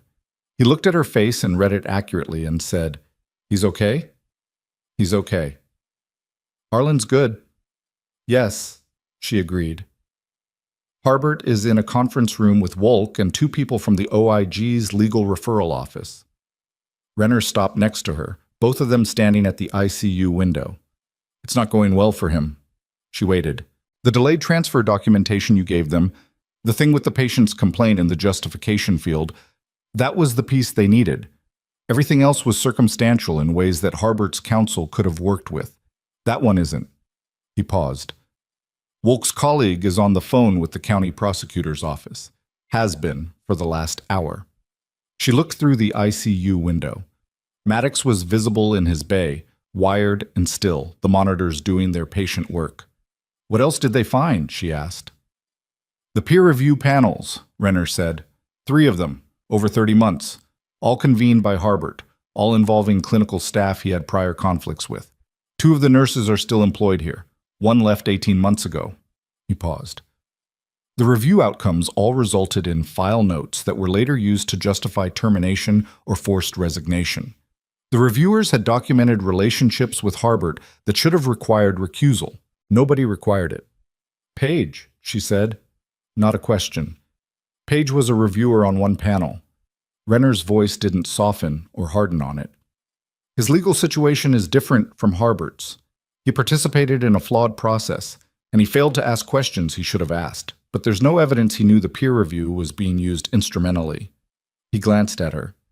"That distinction matters." She thought about Page's face in the corridor, the document in his hands, the way he'd said, "I knew something was wrong with how it was handled." "He knew enough," she said. "Yes," Renner said. "He did, and he's going to have to account for that, just differently." She looked at the floor for a moment, at the scuffed linoleum of a working hospital worn in the specific patterns of traffic, the heavier wear near the nurses' station, the cleaner patches along the walls where people walked faster. "The 2 nurses still employed here," she said. "Their files. Wolk already has them. The file notes from the peer reviews. If the pattern holds, those notes are either fabricated or selectively presented. They shouldn't be in anyone's employment record. Wolk's team is working through it." He paused. "You're not the only person Harbert targeted. You were just the most recent, and the one who kept the clearest records." She absorbed that. There was no satisfaction in it, or there was, but it was the complicated, weighted kind that doesn't feel like what satisfaction is supposed to feel like, because the thing that makes it satisfying is the same thing that makes it heavy. Other people, in other versions of the same trap, with less documentation or less fortunate timing. "I want to be in the room when they talk to those nurses," she said. Renner shook his head. "That's Volk's jurisdiction. You can't be in that room." "I know." She looked at the window. "I'm saying I want to be." He nodded. "I'll tell Volk you said that. She'll understand what it means." Glenn Harbert's lawyer arrived at 7:15 in the evening, which was later than it should have been if the situation were what Harbert had initially told him it was. The lawyer's name was Marcus Fell, and he was good at his job in the specific way of a man who had spent 2 decades making institutional problems smaller and quieter. He walked into the conference room with the easy confidence of someone who has navigated these rooms before and found them manageable. He came out 40 minutes later to make a phone call in the corridor, and he was not carrying that confidence anymore. Madeline didn't see this happen. She heard it from Carla, who had officially ended her shift 3 hours ago and had not left the building, and who appeared periodically to provide updates with the focused, slightly guilty energy of a person making amends in the only way currently available to her. "Fell asked for a break," Carla said. "He went to call someone. He looked—" She stopped. "He looked like he needed to sit down." He probably did. What's in that room? Madeline thought about the documentation, about the delayed transfer with the complaint number in the clinical justification field, about the peer review panels and the pattern across 30 months, and the two nurses whose files were now in Volk's hands. About the falsified safety report with the timestamp, the original medication incident report she'd photographed 14 months ago, the scheduling records, the HR meeting notes. Everything, she said. Carla was quiet for a moment. Glenn's been here 19 years. I know. He built a lot of this department, the processes, the oversight structures. He built them to protect himself, Madeline said. Not harshly, just accurately. Carla looked at the wall. Yeah, she said. I know. The hospital president, Lawrence Odom, walked through the corridor at 8 in the evening with the look of a man who had made several phone calls to the board of directors and received information on each one that made the previous call seem, in retrospect, optimistic. He stopped when he saw Madeline and looked at her for a moment with the complicated expression of a person who had been handed a situation already in progress and was still trying to locate where the beginning of it was. Ms. Voss, he said. Mr. Odom. I owe you. He started and stopped. Started again. The hospital is going to want to speak with you formally about your employment, about the process that was used to. He stopped again. I'm told the documentation is thorough. It is, she said. He nodded. He looked like a man doing arithmetic with numbers he didn't like. I want you to know that what occurred, the way your separation was handled, that doesn't reflect. He seemed to find the sentence he wanted. That should not have happened. She looked at him. No, she agreed. It shouldn't have. He nodded again, with the slight forward lean of a man accepting something he can't make lighter. Then he continued down the corridor toward the conference room, which was where, Madeline understood, the next several hours of his life were going to take place. She went to the cafeteria and got coffee that wasn't good, and a sandwich she ate half of because her body registered that it had been running on nothing since 7 in the morning and was issuing a complaint. She sat at a table in the nearly empty cafeteria and looked at the window that showed the parking lot in darkness and the distant line of ridgeline against the sky. And she thought about Maddox in his ICU bay, and about the 4 people she'd brought out of Farouk province, and about the things that had been said and not said in the procedure room, and she let herself be tired for 20 minutes, which was the right amount of time and no more. Then she finished the coffee and went back upstairs. Renner was in the hallway outside the ICU with a different energy than earlier, less contained, more activated, the shift of someone who has received new information and is deciding how quickly to move on it. There's a 3rd surgery note in Maddox's file, he said when she reached him. Pre-existing. From a procedure at a military facility in 2021. Page's team did the intake workup when Maddox arrived, and they flagged the surgical history in the system. That's standard. Yes, except the note wasn't in the documentation we brought with us. It was in Harwick General's system. He paused, and his tone had the specific flatness of something that needs to be said carefully. Someone accessed that note this afternoon, at 14:22, after we arrived. They accessed it and then accessed Maddox's current admission record and cross-referenced the two. She looked at him. Someone at the hospital pulled his prior surgical history after he arrived. Yes. Who has credentials to access both a historical surgical note and a current ICU admission file? Clinical staff, he said, and administrative staff with elevated access. She thought about who had elevated administrative access, about who specifically, in the last several hours, had reason to be looking at Maddox's medical history. What time did the delayed transfer documentation go to Wolk? She asked. Renner's jaw tightened slightly. 14:15. 7 minutes before the access log. Harbert accessed Maddox's file, she said. We think so. The access credentials are his. We're verifying. He was looking for something he could use. She said it as she thought it, working it out.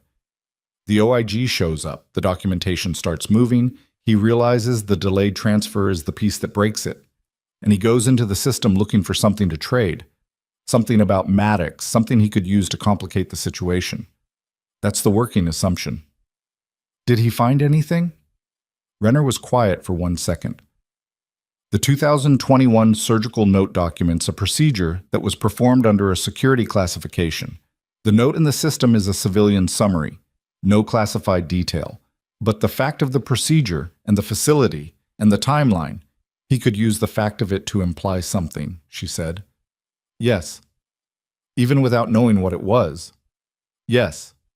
She looked at the ICU window. He's going to try to trade it. Tell the prosecutor there's something irregular about Maddox's medical history. Introduce doubt about why a classified surgery is in a civilian hospital's system. Make it look like, we know, Renner said. Volk knows. The access log is time-stamped, and it's going to be part of the record. He paused. Accessing a military patient's records without authorization or clinical cause is a separate violation. He just added to his stack. Did he know that? Renner looked at her with something that wasn't quite tiredness and wasn't quite frustration, but lived in the same county. Glenn Harbert has spent 19 years believing that the way the information systems work at this hospital is the way information systems work everywhere. That when he controls the records, he controls the record. A pause. He doesn't understand that a military patient's admissions file gets flagged for access monitoring the moment the patient presents. Every entry, every read, every credential that touches it. She understood what that meant. The moment Maddox came through the doors of Harwick General, his file had become a monitored document. Every person who had touched it since, including Harbert, at 1422, 7 minutes after the most damaging documentation of the day went to the investigators, had left a logged, time-stamped, attributed trace. He handed them another charge, she said. He handed them 3, Renner said. Unauthorized access to military patient records, attempted use of protected health information, and based on what Volk's legal referral contact told her 20 minutes ago, obstruction.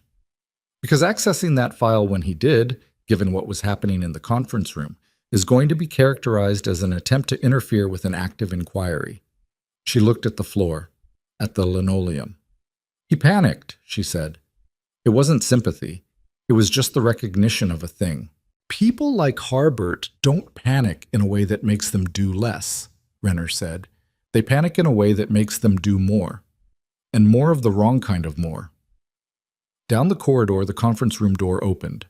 Marcus Fell, Harbert's lawyer, came out and looked toward the elevator with the expression of a man who had been in the room when his client described accessing the military patient's records and had understood immediately what it meant, and was now performing the mental calculation of exactly how far past the threshold of effective defense the situation had traveled. He got in the elevator. The door closed. Madeline looked at the closed elevator door for a moment. Then the conference room door opened again, and Agent Wolt came out, and behind her, Glenn Harbert. He was in his shirt sleeves still. Someone had given him a cup of water at some point, and he was holding it, mostly empty, at his side. He looked the way a building looks just before the structural failure. Still upright, geometry intact, but something fundamental in the load-bearing components already not where it's supposed to be. He saw Madeline in the corridor. He stopped. Volk's hand went to his arm, not restraining, just present, the guidance of someone managing a person in a situation. Harbert looked at Madeline for a long moment. His face moved through something she didn't have a name for, and she didn't try to name it because whatever he was feeling, she understood, was his to carry. It wasn't her job to make it easier or harder. She had documentation, and he had choices he'd made over years, and those two things had come into contact today and produced this corridor and this moment, and that was simply what had happened. She held his gaze until he looked away first. Volk moved him toward the elevator. The two OIG colleagues flanked without crowding, the practiced geometry of people who do this and know that it doesn't need to look dramatic to be final. The elevator came. They got in. The door closed. The corridor was quiet. Renner stood beside her and they both looked at the space where the elevator had been, and after a moment he said, "Formal charges will be filed in the morning. The criminal referral went to the county prosecutor 2 hours ago. The hospital board has been notified of the OIG findings and the terms of the inquiry expansion." He paused. "Odom is going to make a statement to staff tomorrow." She nodded. "Your badge access will be restored tonight," he added.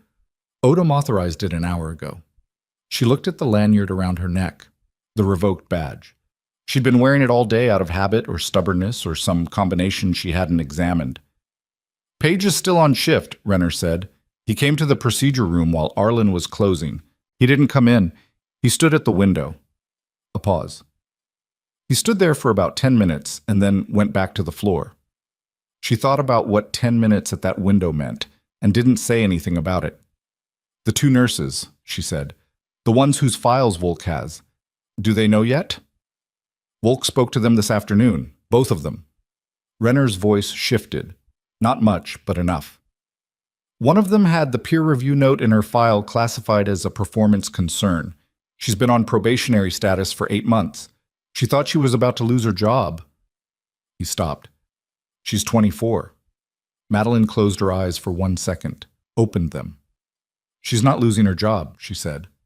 "No," Renner said. "She's not." She went to check on Maddox at 9:30. He was asleep. Real sleep. The heavy, non-negotiable kind that comes after surgical repair and blood loss, and a body that has spent all of itself getting through a day. His vitals were good. The drain output was minimal. The monitoring leads traced their green lines across the screen in the patient, in different way of machines doing exactly what they were designed to do. She stood at his bedside for a few minutes. She thought about what he'd said. About Farouk Province, about being wrong, about the debt he'd decided he owed her. She thought about how a person carries something for 2 years and finally puts it down, and whether the putting down is the resolution or just a different kind of weight. She didn't have an answer for that. She rarely had answers for those kinds of questions. What she had were records and timestamps, and the quiet, unpretentious competence of someone who had learned that the only reliable thing in most situations was the work itself, done correctly, regardless of whether anyone was watching. Maddox had watched. It turned out. From a distance, for years. She went home at 10 o'clock. Her apartment was a 10-minute drive from the hospital, the second floor of an older building with a view of the back parking lot and a kitchen that she used mostly for coffee. She changed out of her clothes, stood in the shower until the water went lukewarm, made coffee she didn't drink. She sat at the table in the kitchen and opened her laptop and looked at her documentation files, the organized archive she had built over 14 months, neat and dated and backed up in 3 locations, the paper skeleton of everything that had happened to her in this building. She had looked at these files many times. She had never done anything with them because the time hadn't been right. And then the time had become today, and now they existed in the hands of federal investigators and a county prosecutor's office and the record systems of the United States military. She closed the laptop. Her phone lit up on the table. A message from a number she didn't recognize, which resolved when she looked at it to be Renner's direct line, which she apparently had now. "Maddox is stable. Good night, Voss." She put the phone face down and looked at the ceiling, the thing that she hadn't let herself think about directly, the thing she'd kept in the peripheral vision of her thoughts all day, because looking at it straight on would have made the other work harder. Was what came next. What came after an OIG inquiry and a criminal referral and a hospital board notification. After badge access restored and a formal statement from the hospital president, after Glenn Harbert getting into an elevator with federal agents on his left and his right. She had been in Ardenvale for 14 months. She had come here because it was small and quiet and required nothing from her except competence, and competence she had in abundance and was willing to give. She had not come here to be known. She had come here specifically to not be known, and for 11 months that had worked exactly as intended. She thought about Major Renner saying, "He said she's hiding." She thought about Maddox saying, "Finish the mission." She thought about the 24-year-old nurse on probationary status for 8 months because of a falsified peer review. She thought about the other name on the list, the nurse who had left the hospital 18 months ago, who was somewhere else now, possibly with the same peer review note in her file, possibly in another institution where someone with Harbert's talent for systems and leverage had read it and decided what it meant. She picked up her phone, opened the message from Renner, typed, "The nurse who left, 18 months ago. I need her name." Put the phone down. It lit up 40 seconds later. She looked at the name. She recognized it. She recognized it because she had worked 3 shifts with that nurse in her second month at Harwick General, before the woman had disappeared from the schedule 1 week without explanation, And Madeline had asked Carla where she'd gone, and Carla had said, carefully, that it was complicated. And Madeline, 14 months ago, new to the hospital, not yet reading the architecture of what was being built around her, had let it go. Her name was Priya Nault. She was 31. She had been, in the 3 shifts Madeline remembered, one of the most naturally capable nurses she'd worked alongside, clean in her assessments, fast in her responses, the kind of person who doesn't explain what they're doing because they're already doing it correctly.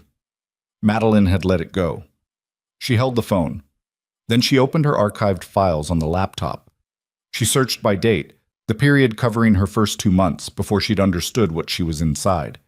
She found it in 7 minutes, a shift log from her 7th week, an entry she'd written in her personal documentation habit, clinical notes to herself, not for the hospital system, just the discipline of recording what happened on a shift so she could review it later. The entry described an incident she'd witnessed, a medication discrepancy flagged by a nurse, a conversation with a senior staff member that had gone badly, the nurse filing something in the system before the end of shift. She had noted the nurse's name, Priya Nault. She had documented 14 months ago, and without knowing its significance, the original incident that had preceded the peer review that had preceded the departure of a nurse who had been, by every indication, doing exactly what a nurse was supposed to do. She had the record. She hadn't known she had it, but she had it. She typed the message to Renner before she'd fully decided to. I have documentation on Nault's original incident, from 7 weeks into my employment. I didn't know what I was looking at then. I know now. The phone lit up. Renner, send it to Volk. She was already opening her files to do exactly that when her phone lit up again. Different number this time. A hospital number. The ICU nurses station. She answered. Ms. Voss? It was the night charge nurse, a steady-voiced woman she'd met briefly during the evening's chaos. General Maddox is awake. He's asking for you. She looked at the clock. Nearly 11. He should be sleeping, she said. I told him that, the nurse said. He said, and I'm quoting, tell her it's important. Tell her Harbert left something in the system before Wolk's people locked it down. Madeline was already standing. What did he leave? I don't know. He said you'd know what it means. A pause. He also said, and I'm still quoting, tell her she needs to see it before morning, because by morning someone's going to try to make it disappear. She picked up her keys. She drove back to Harwick General in 11 minutes, which was 2 minutes faster than the route allowed for comfortably, and she didn't think about that. The night parking lot was thin, a handful of staff vehicles, 2 cars near the ER entrance that belonged to people waiting on someone inside. She went through the main entrance because her badge access had been restored, and she wanted to know if it was real. It was. The reader beeped green and the door opened, and she walked through without breaking stride. The ICU at 11:15 had the particular quiet of a ward that has settled into its overnight rhythm. Lower lights, slower movement, the monitoring sounds reduced to a frequency that the night staff learned to filter. The charge nurse who had called her was at the station, and she looked up when Madeline came through and gave a nod toward Bay 2 without being asked. Maddox was sitting up at an angle that was probably more than his thoracic surgeon would have recommended. He had his tablet on his lap, and he looked, for a man who had spent the day hemorrhaging into his own chest cavity, alarmingly alert. You should be asleep, she said. You should have a better night shift, he said. Sit down. She sat. What did Harbert leave in the system? He turned the tablet toward her. On the screen was a document, not a hospital record, not a clinical file. It was an internal communication, formatted as an interdepartmental memo, dated 8 months ago, and it was addressed to Dr. Russell Page. She read it. It took her 90 seconds, and in those 90 seconds the quiet of the ICU continued around her. A monitor in a nearby bay tracked someone's steady pulse.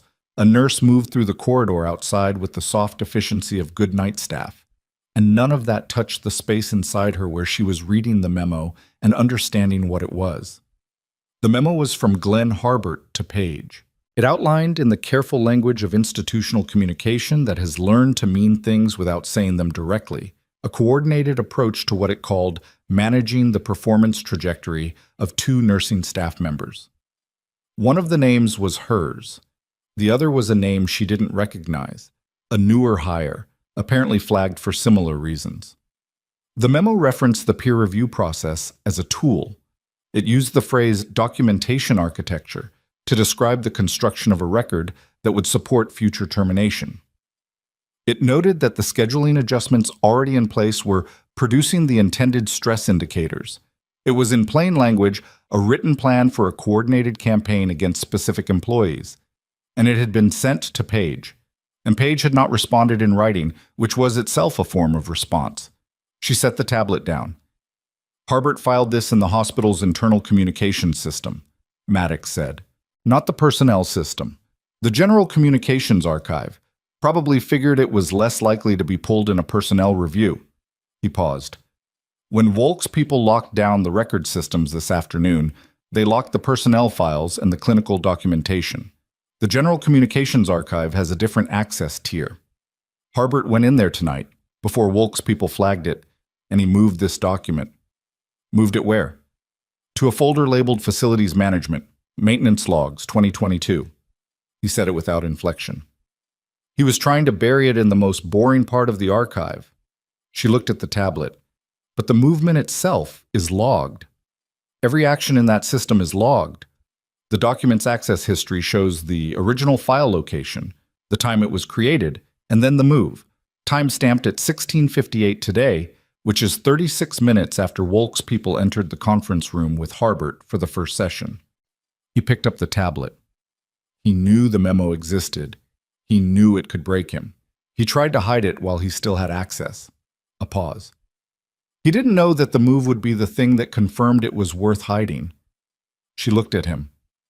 How did you find it? Renner's people monitor flagged access patterns. When Harbert's credentials touched the communications archive, which is not where you go when you're cooperating with an investigation, they pulled the access log and ran it forward from the timestamp. He set the tablet on the side table. Renner sent it to me. I sent it to Wallach 20 minutes before I called the nurses' station. You already sent it to Wolk? Yes. So why am I here?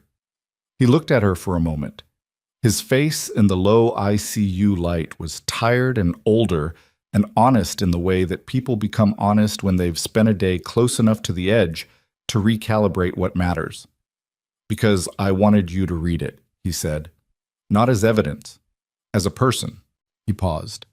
Because you spent 14 months in this building thinking you were imagining something, or overreacting to something, or failing to manage something that was actually your fault.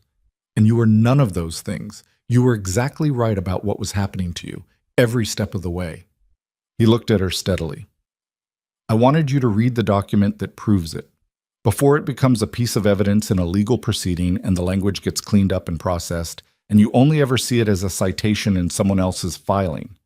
She looked at the tablet on the side table. She had known. She had known from the first scheduling change, from the peer review with reviewers who ate lunch with Glenn Harbert, from the fabricated safety report she'd been able to disprove in 30 seconds by opening the system. She had known, and she had documented, and she had not allowed herself the full weight of knowing because the full weight would have made the work harder, and the work needed to be done. I didn't imagine it, she said. No, he said. You didn't. She sat with that for a moment. It wasn't vindication in the loud, dramatic sense. It was quieter than that and more complete. The specific, grounded relief of a person who has been carrying a question for a long time and has finally been given an answer that matches what they already knew. She picked up the tablet. Read the memo one more time. Then she set it down, pulled out her phone, and forwarded Maddox's copy to Wolk's contact number with a single line. He moved this document at 16:58 today. Access log confirms. You'll want the original file location. Wolk responded in 4 minutes. 2 words. Already have it. Madeline put her phone in her pocket. You should sleep, she told Maddox. I've been hearing that all day. Tomorrow is going to be a long day. Tomorrow, he said, is going to be someone else's long day. He settled back against the elevation, the careful movement of someone managing post-surgical discomfort without making it the center of the conversation. My day tomorrow is going to involve a lot of lying in this bed, not rebleeding. That's an excellent plan, she said. He looked at her. Wolk is going to want you back in the morning. Formal statement about the memo. About the full scope of what you observed. He paused. Are you ready for that? I've been ready for 14 months, she said. I just didn't have a room to walk into. He nodded, closed his eyes. She left him sleeping. By 7 the next morning, the news had moved through Harwick General the way news moves through small institutions. Not announced, not broadcast, but present everywhere, in the sideways conversations at the nurses' station and the silence in certain offices, and the way people who usually kept their eyes down were keeping them up, scanning, recalibrating. Glenn Harbert did not come in. His office was locked. The nameplate on the door was the only thing that remained of his 19-year presence in the building, and by 8 o'clock there was a facilities staff member removing it, not hurrying, just doing the job. Dr. Page was on the floor. He was doing rounds. He was doing them differently than usual, with a quietness that wasn't his native mode, a deliberateness that suggested a person operating with some new understanding of the weight of each decision. When he passed Madeline in the corridor at 7:40, he stopped.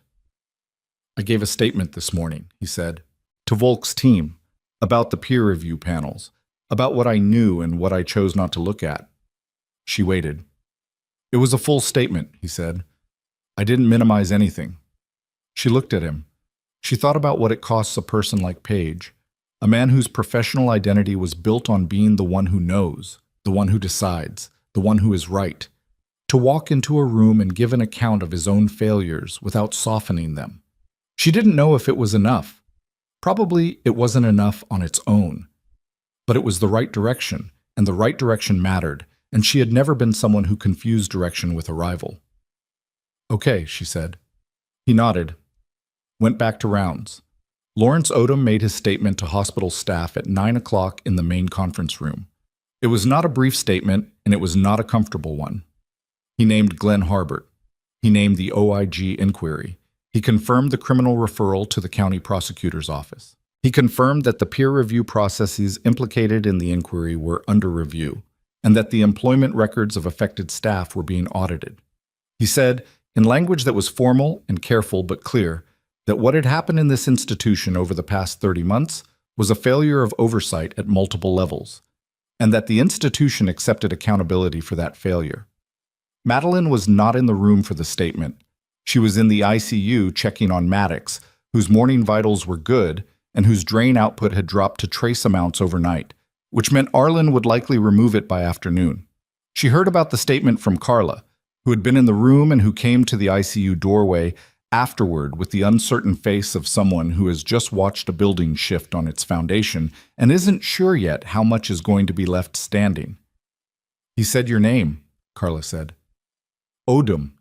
He said that the actions taken against Ms.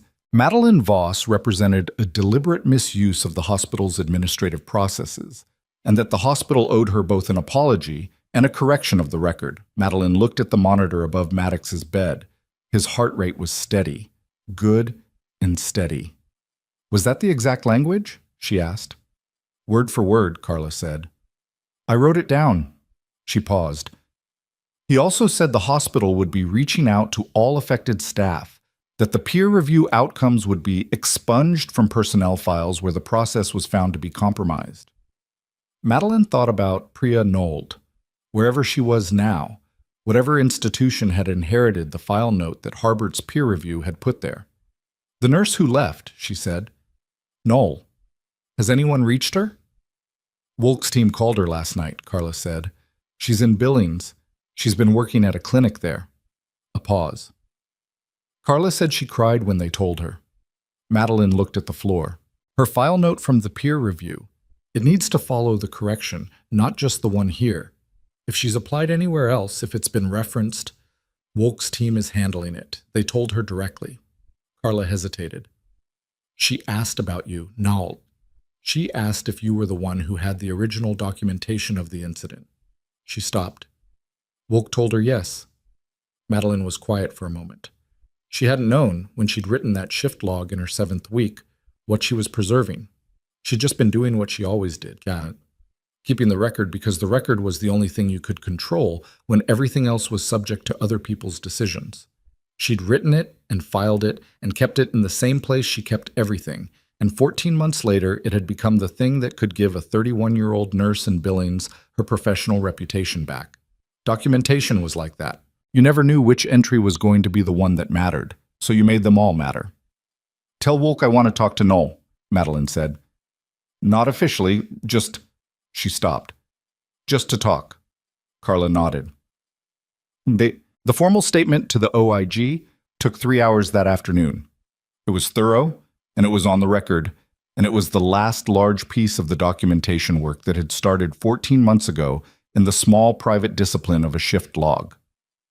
When it was done, Volk shook her hand with the brisk professionalism of someone who doesn't do sentiment in work settings, and then said quietly, before she left, "You built a record that most people in your position don't have the discipline to build. That record is what made this case." She paused. "I want you to know that." Madeline nodded. She meant it. She could tell that Volk meant it, and she accepted it as the thing it was. Not a compliment exactly, but an accurate statement of fact from someone who had spent a career looking at evidence and knew what it looked like when it was good. Glenn Harbert was formally charged 3 days later. The county prosecutor's office filed on 4 counts: falsification of medical records, unauthorized access to protected military health information, obstruction of a federal inquiry, and, on the basis of the delayed transfer documentation, the one where a patient's own complaint had been used as the clinical justification for delaying that patient's care, 1 count of reckless endangerment. His counsel entered a not guilty plea. The arraignment was public record, and it became, within 24 hours, the kind of local news story that travels because it contains the specific combination of institutional betrayal and paper trail that people find simultaneously outrageous and legible. His photograph appeared in the regional news cycle. His 19-year title appeared in the caption beneath it. The headline did not need to editorialize because the facts were sufficient. Madeline did not read the article. She heard about it from enough people that she understood its general shape, and that was enough. Page's situation was, as Renner had said, different. The hospital board's internal review found that he had participated in a compromised peer review process without adequate investigation into its basis. He was placed on a performance improvement plan, a formal one, with oversight, with documented checkpoints. His position as chief of emergency medicine was suspended pending the review's completion. He kept his clinical privileges, with conditions. It was not a clean outcome for him. It was not a ruined one. It was the specific, uncomfortable middle territory that accountability produces when it's applied honestly to someone who did real harm without deliberate malice, and lived in the difficult space between those 2 facts. She didn't have a strong feeling about the Page outcome either way. It wasn't that she didn't care. It was that she had decided, somewhere in the 72 hours since the OIG first walked through the elevator doors, that her emotional energy was not a resource she was going to spend on the measurement of other people's consequences. The consequences were there.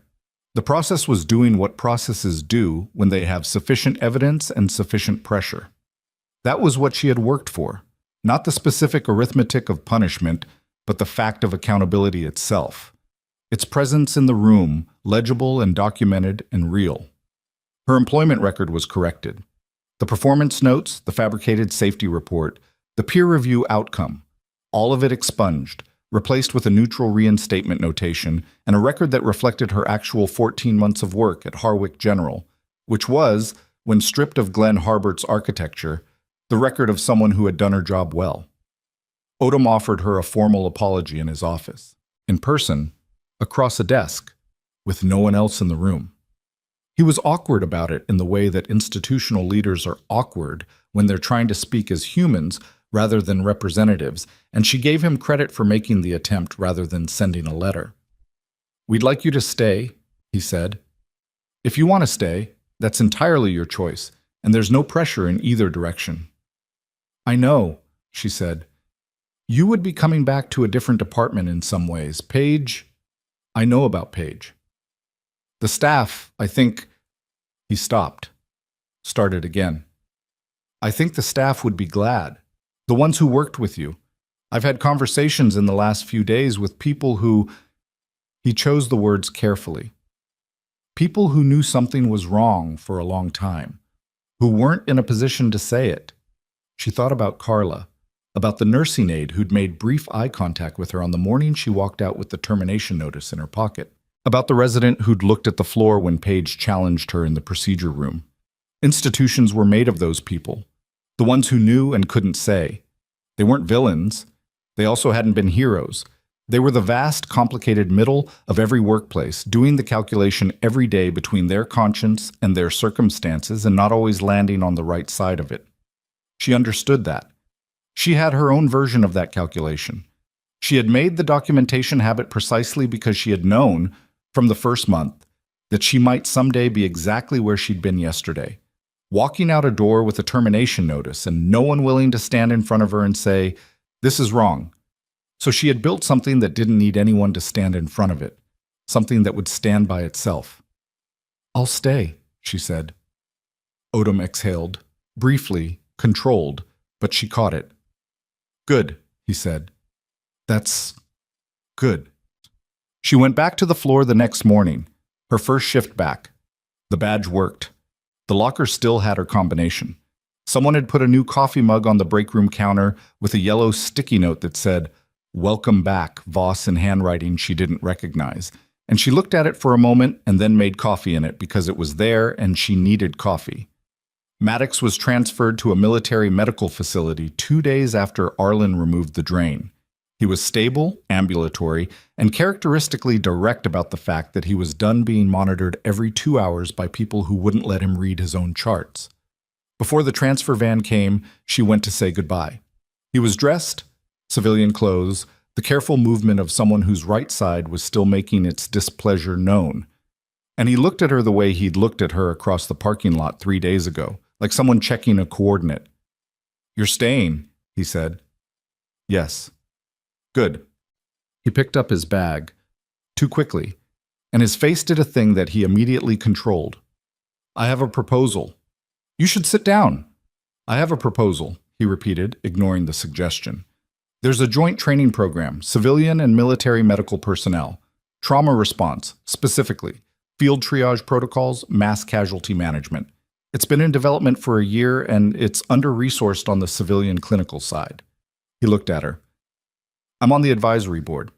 I want to put your name in as a consulting instructor." She looked at him. "It's not a relocation," he said. "It's periodic, 4, maybe 5 times a year. You'd keep your position here." He paused. "Your knowledge of field medicine in a civilian clinical context is..." "It's not a common thing, Voss. What you did in that procedure room, what you saw that no one else saw, the way you read Maddox's situation from a parking lot, that's not just skill. That's a specific kind of cross-domain knowledge that takes years to build." He set the bag down, because his right side was insisting on being heard. "There are civilian emergency departments all over this country where people are going to come through the door with injuries that look one way and are actually something else. And there are nurses and residents who will miss it because they've never been in a situation where reading the room incorrectly had lethal consequences." He looked at her steadily. "You have. Repeatedly. That's teachable." She thought about the procedure room, about Holt saying, "Paige left a note."